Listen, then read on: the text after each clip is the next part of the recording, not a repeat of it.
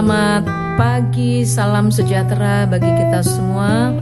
Perenungan firman Tuhan pagi hari ini terambil dari Ratapan pasal 1 sampai pasalnya yang ketiga.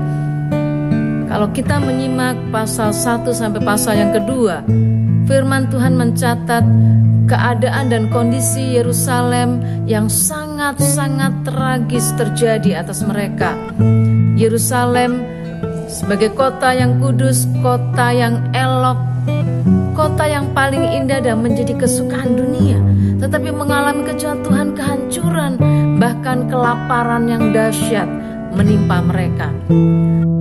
Ratapan pasal 1 dikisahkan imam-imam mereka berkeluh kesah, kemuliaan Tuhan lenyap dari tengah-tengah mereka. Pemimpin-pemimpinnya bagaikan rusa yang tidak menemukan padang rumput. Mereka berjalan tanpa daya di depan yang mengejarnya. Yerusalem sangat berdosa, terhina, dan berkeluh kesah. Tuhan menyerahkan mereka kepada orang-orang yang tidak dapat ditentangnya. Tuhan membuat mereka semua merana karena murka Tuhan atas mereka. Tuhan membuat semua pahlawannya musnah. Bahkan Nabi Yeremia merasa jauh dari penghibur yang dapat menyegarkan jiwanya. Ratapan 2 ayat 6b, di Sion Tuhan menjadikan orang lupa akan perayaan dan sabat, Bapak Ibu Saudara-saudara. Dan Tuhan menolak raja dan imam dalam kegeraman murkanya. Tuhan menghancurkan tempat pertemuannya dan membuang mezbahnya. Tuhan menjadikan tembok putri Sion menjadi puing-puing. Dan Tuhan tidak menahan tangannya untuk menghancurkannya. Tuhan membuat mereka semua merana dan tidak ada petunjuk dari Tuhan. Bahkan nabi-nabi tidak menerima lagi wahyu daripada Tuhan. Bayi dan anak-anak kecil mati kelaparan di pangkuan ibu mereka. Dan orang-orang harus menjual harta benda mereka untuk mendapatkan bahan makanan. Nabi-nabi mereka tidak menyingkapkan dosa mereka. Para hakim dan pemuka meratap, para tua-tua tidak duduk di kursi pengadilan lagi, kursi-kursi milik keluarga Raja Daud. Mereka berkabung karena kesengsaraan yang besar dalam kesedihan yang mendalam. Bahkan kelangkaan bahan makanan, ibu-ibu memakan anak mereka, ayat 20. Keadaan yang luar biasa parah, Bapak Ibu Saudara. Kelaparan yang dahsyat melanda mereka. Imam dan nabi dibunuh dengan pedang.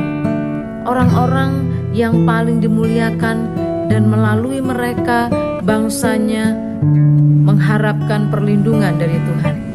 Orang-orang yang telah lanjut usia dan teruna-teruna mereka juga terbunuh oleh pedang di jalan-jalan.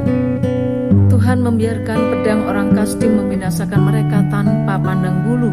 Nabi-nabi palsu ada di tengah-tengah mereka. Mereka melihat penglihatan yang dusta dan hampa, khayalan mereka. Pelajaran yang berharga sebagai orang percaya dan juga sebagai hamba-hamba Tuhan.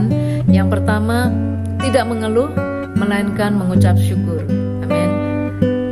Karena masih ada harapan di dalam Tuhan. Memperkuat diri kita, untuk kita juga akan memperkuat orang-orang yang kita layani dan orang lain, untuk tetap berharap kepada Tuhan bahwa segala sesuatunya akan menjadi lebih baik.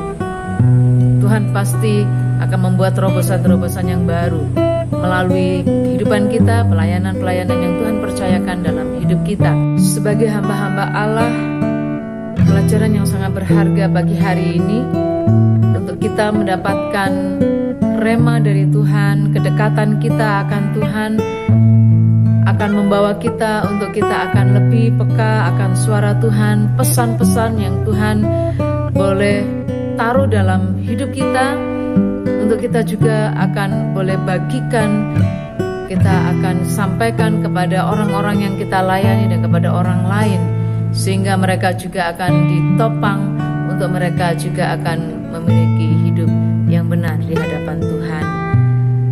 Dengan roh keberanian, roh keperkasaan, dengan hikmat dan pengertian, dengan kasih dan otoritas Tuhan, kita akan berani untuk menyatakan kesalahan dan menegur mereka yang telah berbuat dosa dan mendoakan mereka untuk mereka akan berbalik kepada Tuhan. Demikian juga dengan kita sebagai hamba-hamba Tuhan, kita akan tetap menjaga integritas kita, akan menyelaraskan kehendak kita kepada kehendak Tuhan, memberi diri kita untuk memenuhi maksud dan tujuan Allah yang mulia bagi kita. Tuhan akan semakin memberkati dan memakai kita lebih lagi untuk hormat dan